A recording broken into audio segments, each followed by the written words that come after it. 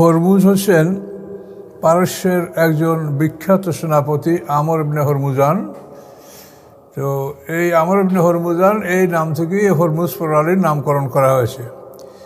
তো এইটার পিছনে একটা খুব মর্মান্তিক ইতিহাস আছে, যার জন্য সেনাপতি তো অনেকে আছে। সেনাপতি রুস্তম সেনাপতিও পারস্যের সেনাপতি, সেও মুসলমানদের হাতে নিহত হয়েছিল।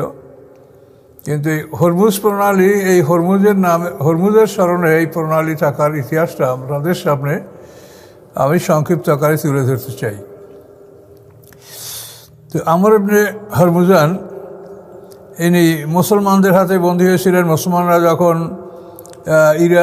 ইরান যুদ্ধে লিপ্ত ছিল হযরত ওমর ফারুক রাদিয়াল্লাহু তাআলা আনহুর জামানায়, তখন তাশতার দুর্গ যখন মুসলমানরা অবরোধ করেছে, ওই তাশতার দুর্গের দায়িত্ব ছিল আমর ইবনে হরমুজান। তখন ওইখানে যুদ্ধে মুসলমানদের দুইজন সেনাপতি আমর ইবনে হরমুজানের হাতে নিহত হন, শাহাদাত বরণ করেন। একজনের নাম হচ্ছে বারা বিন মালিক, আর একজনের নাম হচ্ছে মুখবির বিন নূর। এই দুজন সাহাবী এবং সেনাপতি যারা। তো শেষ পর্যন্ত এই অবরোধে মুসলমানরা তাশতার দুর্গ দখল করতে তারা সক্ষম হয় এবং তারা আমর ইবনে হরমুজানকে বন্দী করে। আমর ইবনে হরমুজানকে বন্দী করে তারা নিজেরা তার বিরুদ্ধে কোনো অ্যাকশন না নিয়ে তাকে মদিনায় পাঠিয়ে দেওয়া হয় ওমর ফারুক রাদিয়াল্লাহু তাআলা আনহুর কাছে। যেহেতু তিনি একজন মর্যাদা সম্পন্ন সেনাপতি, তার ব্যাপারে বড়রাই সিদ্ধান্ত নেই, এটাই ছিল তাদের ইচ্ছা।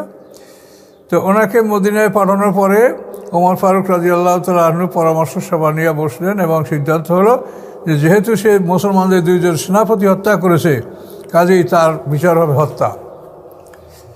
তো এই রায় যখন তার বিরুদ্ধে দেওয়া হলো, আমর ইবনে হরমুজানের বিরুদ্ধে, তখন উনি বললেন যে আপনারা আমাকে হত্যা করবেন, তার আগে আমাকে একটু পানি পান করতে দেন।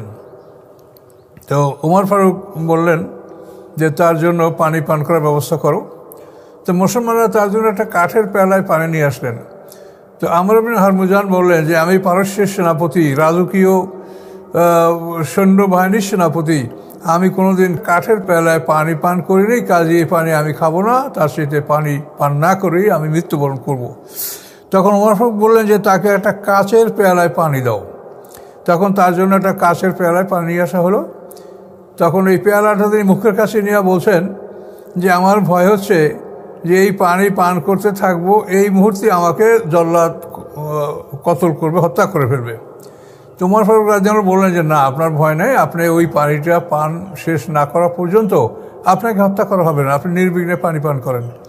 এইটা বলার পরেই আমর ইবনে হরমুজান ওই পেয়ালাটা মাটিতে আছাড় দিয়ে ভেঙে টুকরা টুকরা করে ফেললেন এবং পানিটা সম্পূর্ণ মাটির মধ্যে চুষে গেল। এই অবস্থা দেখে সেই মজলিসে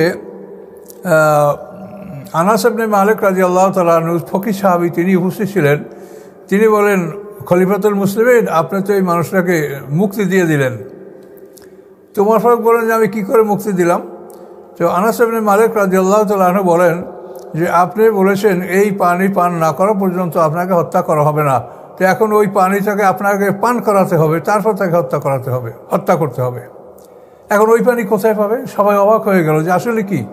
তখন এটা নিয়ে আবারও বৈঠক হলো, সবাই মজলিসে শোরা বসলেন। কিন্তু সিদ্ধান্ত এটাই যে ওমর ফারুক যে কথা বলেছেন যে ওই পানি পান না করা পর্যন্ত আপনাকে হত্যা করা হবে না, তাতে উনি খালাস, ওনাকে হত্যা করা যাবে না। ওমর ফারুক সেরকম ঘোষণা করলেন যে আপনি খালাস, আপনাকে হত্যা করা হবে না। তো এই ঘোষণা শুনেই তখন আমর ইবনে হরমুজান, উনি মজুসি ছিলেন, উনি কলেমায়ে শাহাদাত পড়ে ইসলাম গ্রহণ করলেন এবং বললেন যে যে জাতি তাদের এতটুকু কথা রক্ষা করে, লঙ্ঘন করে না, ওয়াদা খেলাপ করে না, সেই জাতির সাথে পৃথিবীতে ভালো কোনো জাতি হতে পারে না। তিনি ইসলাম গ্রহণ করলেন এবং মুসলমান হিসেবে তার জীবনযাপন চলছিল। কিন্তু